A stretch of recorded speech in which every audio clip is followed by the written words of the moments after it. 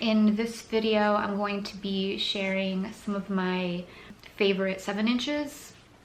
If you're like me, I love watching haul videos. Amoeba, What's in My Bag comes to mind. I do enjoy listening to what people have to say about their favorite records and why they're important to them and blah blah blah. I have a very small collection of 7-inches that I love, and I have more, but these are kind of like special to me. I like to collect 7-inches mostly because they're easier to collect. Typically a 7-inch will be like it's perfect for like singles, and I love singles. I love to just collect singles.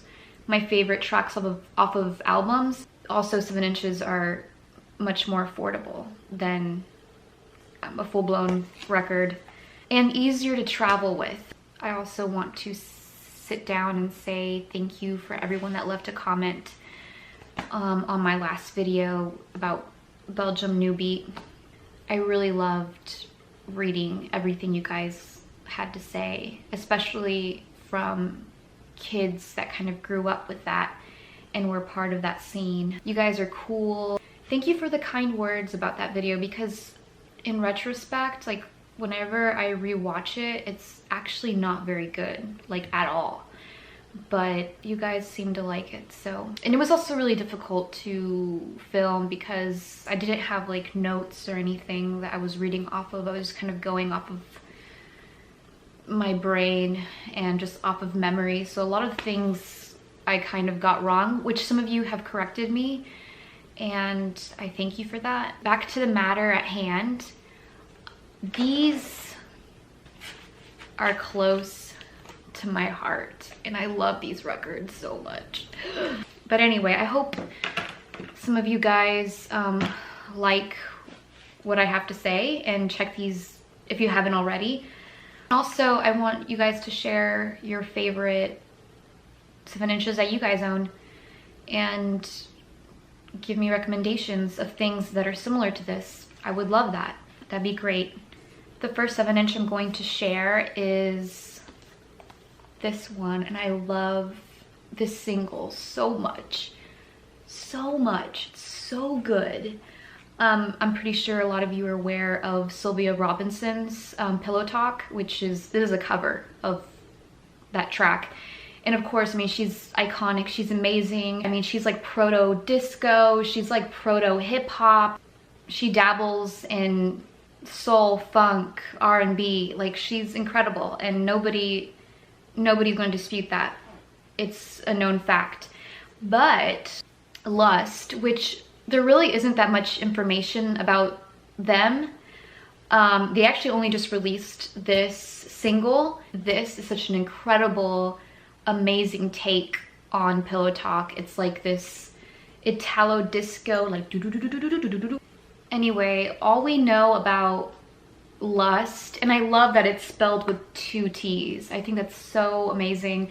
And this album cover is so incredible. Like, look at this.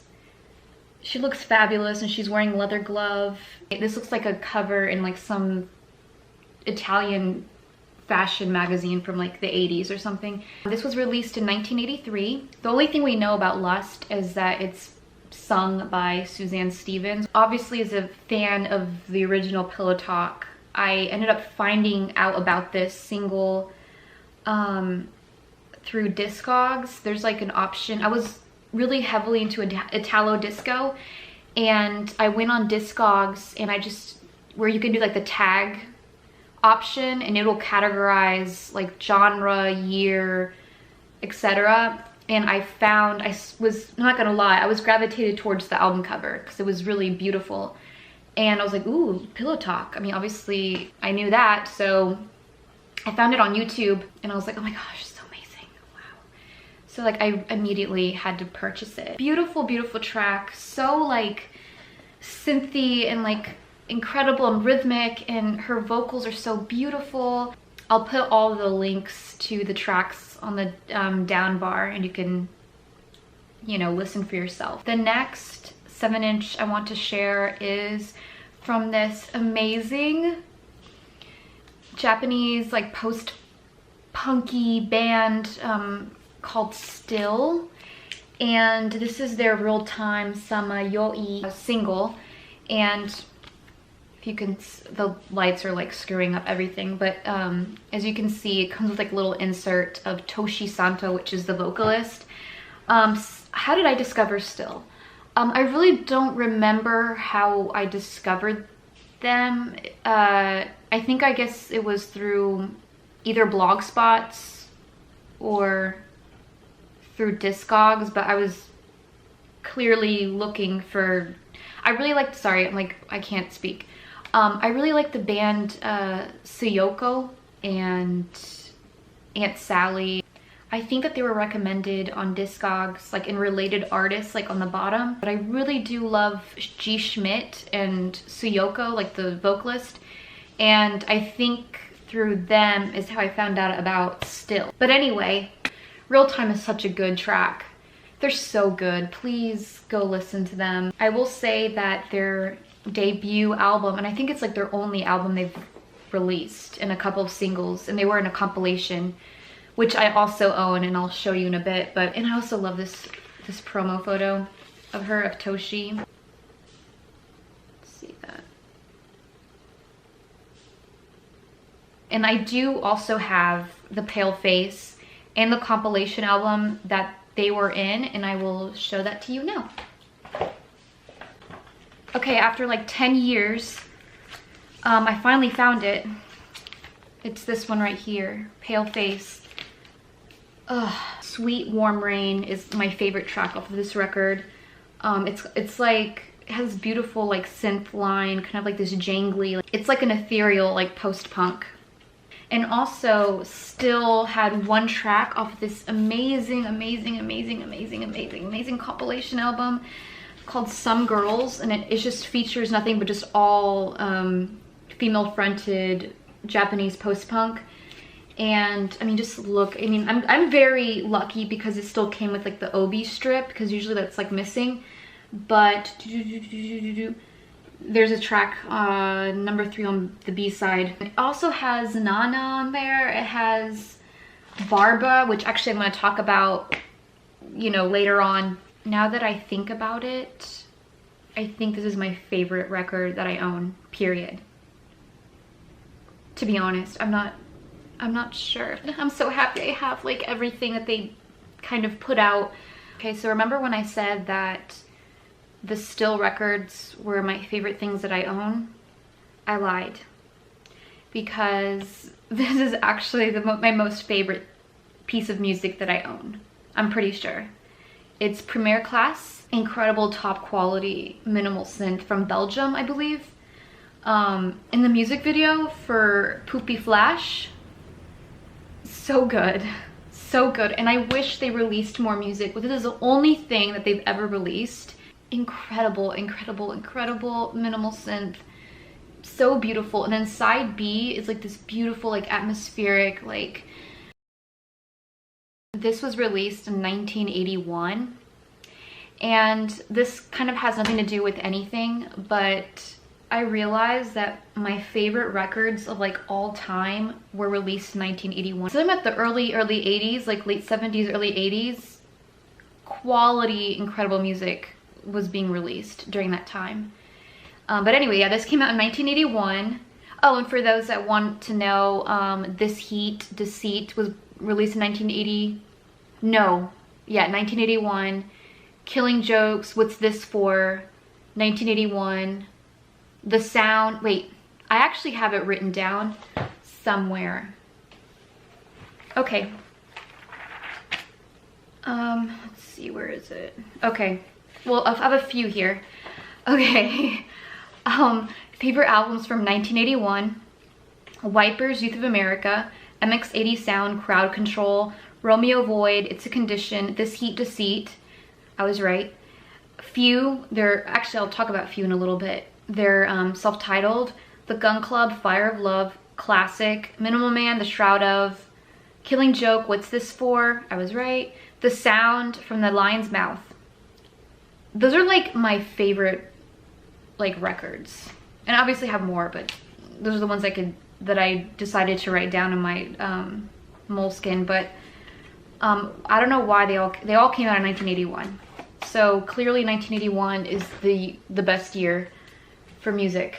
But anyway, I don't really remember how I found out about Premiere Class, but I think again I was browsing on Discogs and I found them under like the minimal synth tag. I just love that synth line. So good. So please check them out. I'll also include the video as well because it's so great. Okay, so the next 7-inch I'm going to share is from an incredible popular band that I'm sure the majority of you guys know of and are fans of as well. It's the Death Valley 69 single. Now this 7-inch is really special because it features the demo versions of Death Valley 69 and Brave Men Run. Death Valley 69 is easily my favorite Sonic Youth track of all time. Because, you know, it features Lydia Lunch, which I'm a huge fan of. Her musical, I mean, I'm not even gonna go into it. I can spend hours talking about how important her musical output has been. That's why I like 7-inches, because usually they're limited runs of, you know, a special demo or a single or, you know, a mix of something. There's kind of like a novelty aspect to it. That's why I like it so much. My favorite Sonic Youth tracks are usually the Kim Gordon heavy tracks or Kim Gordon with Lee Ranaldo. I like Thurston Moore, but I mean, I'm not gonna lie, I like him. Obviously, I'm kind of upset about the situation of him basically cheating on Kim Gordon and breaking the band. But, I mean, Thurston Moore is still great. I actually found this in Disc Union in Tokyo when I went a few years ago. Japan, out of all the places I could have found it, you know. So because this is a demo version, this was released in 1984, and then Bad Moon Rising was released in 1985. Again, my favorite Sonic Youth track. My favorite Sonic Youth albums are the earlier ones, specifically Evil, the one with Long Leg on the cover. Anyway, the track is, you know, inspired by the Manson murders, which is not the reason why I like the track at all. I don't care for Charles Manson, and I don't care about serial killers or anything like that. But I just love how explosive and just like just incredible just energy in the track. If I remember correctly, off of, I think, Lydia Lunch, because she has a podcast now called The Lydian Spin. She mentioned that she wrote the record, or not the record, but the track in like 15 minutes on a bus ride in New York, I believe. I don't really remember, but basically she wrote it in no time. Okay, so the next 7-inch I'm gonna share is by Wink. Wink, Boys Don't Cry. Wink is this incredible J-pop, idol pop duo from the 80s that I just love so much. I have so many great memories. When I was first getting into like city pop and stuff, they were kind of like the first groups that I really got into, that kind of was like the gateway to all the other, you know, stuff that I love now. I also found this in Disc Union in Tokyo. Anyway, incredible, sweet, infectious, cute pop music that's just so like sugary and fun, and it always puts you in a good mood, and I love listening to this like when I'm driving. They have so many great singles. Especially For You is an incredible record. Twin Memories is my favorite Wink release of all time. I also uploaded a track from that album on my music YouTube they can check out. I'll post it below as well. Love these girls. I stan. I really do. Forever. I really will. Okay, the next two 7 inches I'm going to share is from one of the best, I keep saying it's the best, the greatest of all time, blah, blah, blah. But I mean, I honestly mean it. If you remember, I posted that compilation of all-girl Japanese post-punk bands. Barbara was one of the bands that were featured in that compilation. And they only released these two. They've never released like a debut album at all. Incredible post-punk. I also have an upload of the track on my music YouTube if you want to check it out. Anyway, they are absolutely insane. Absolutely insane. The vocalist is literally like screaming and shrieking. Holy Holy was released in 1985 and then Barbarous Virginity in 1986. I wanted to show you the inserts for Barbarous Virginity. Obviously, here's the back.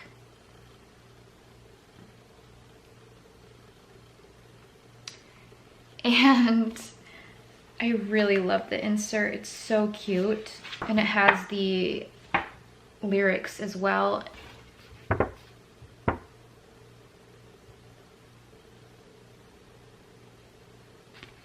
So amazing. The cover is kind of deceiving though. I mean, it could be a range of anything really. Again, I don't really know how I found out about Barbara.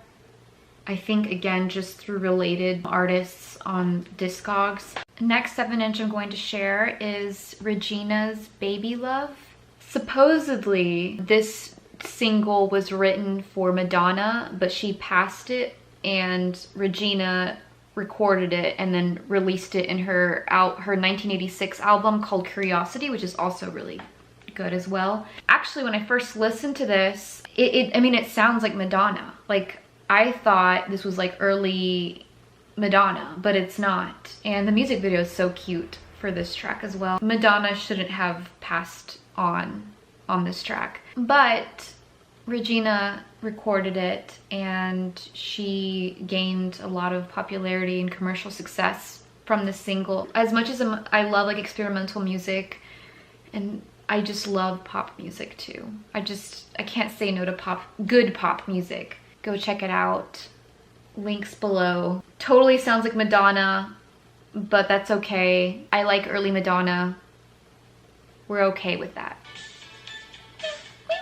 I'm going to share next is one that I'm also incredibly happy that I own because it's from a project that means so much to me, and it's 𝚘𝚘. I believe this is the first release from 𝚘𝚘. What makes this release so important and special is that it's produced by Ryuichi Sakamoto, and if you don't know who that is, I mean the most prolific, legendary composer, producer. I mean, he was in YMO, iconic, the best. The person behind 𝚘𝚘 is Hiromi Moritani, who, if you don't know, she was the front woman of the legendary punk band called Aunt Sally, which were really prolific in Japan in like the late 70s. Incredible musician. She's actually still releasing music. I respect her so much because she's one of the few musicians that utilizes analog equipment, but she still opts to use tapes and do everything manually, which I respect so much. I consider 𝚘𝚘's debut album like top 20 favorite records of mine of all time. It came out in 1981. Okay, so that just like proves my theory that all the best music came out in 1981. And I got this in Tokyo as well, in Disc Union. I was sifting through records and it was just like boom right there. She is so important for like underground Japanese music. Aunt Sally only has that one record, and they also have a live album as well. But even though they had such, you know, minimal output, it's so iconic, and she does it all herself, basically. And she's still going at it. We stan a DIY queen. And speaking of Ryuichi Sakamoto, YMO, next 7-inch. This I also got in Tokyo as well. I mean, I bought so many records in Tokyo. That was the majority of what I bought, was just records, and I didn't buy anything else. It was just records and food. The only like downside of it all is that having to pack it up and take it back to the States, and just how heavy my suitcase was. It was like a ton. Like I could barely lift it up into like the overhead. It was embarrassing actually, because like I was struggling tremendously. YMO, I mean, do I even need to like have an introduction for YMO? I mean, one of the most iconic experimental synth pop bands like ever. And I think for like Chaos Panic, like there's a live version of it on YouTube somewhere. So I'll include that as well. I may have gone through a really heavy kind of like post-hardcore screamo phase in high school, and then and also like into my early college years as well. I don't think that never goes away. I will always listen to like Page 99 and City of Caterpillar and things like that. But I'm so happy to own this because I love Jerome's Dream. I hate using this term, but like screamo band, I hate using that term because it's like, it's kind of like an umbrella term for so much. It just like takes me back to being in high school and being stupid. And actually Jerome's Dream recently released an album like last year, which I was really surprised by that. I was not expecting it. After Seeing Means More Than Safety, they released a album called Presence. My battery died, so I had to charge it a bit, and then I put my hair up. Supposedly what happened was the vocalist like destroyed his vocal cords, so he couldn't scream anymore. So Presence, the second record, the style changed a little bit. I would argue that it's actually quite good, and it's almost like noise rocky. So they stray away from the screamo, I guess, sound, but whoa. But I still think it's really great. I think Presence is still a great record. All right, so now we're going to our last 7-inch, and it's the Lotus Eaters, and it's the You Don't Need Someone New. I have a very soft spot for this band. Essentially, it's like sentimental, jangly indie rock, indie pop. Really successful in the 80s. Their debut album, No Sense of Sin, is a beautiful record. I highly recommend. For some of you, you might be aware of them from their massive single called The First Picture of You. Please check them out. Beautiful band. I think my hamster's trying to escape real quick. This is Peepoo. Hi, Peepoo. Hi. Hi, Pookie. He wants to just run around. Anyway, thank you for watching my video. If this has interested you in any way, give it a thumbs up. Why not? Leave a comment below. Tell me what your favorite releases are. Anyway, Peepoo says goodnight. Oh my gosh. Okay, just go explore. Just go. Thank you for watching, and let me know what you think. And please check out all the links below. I promise you it's worth your time.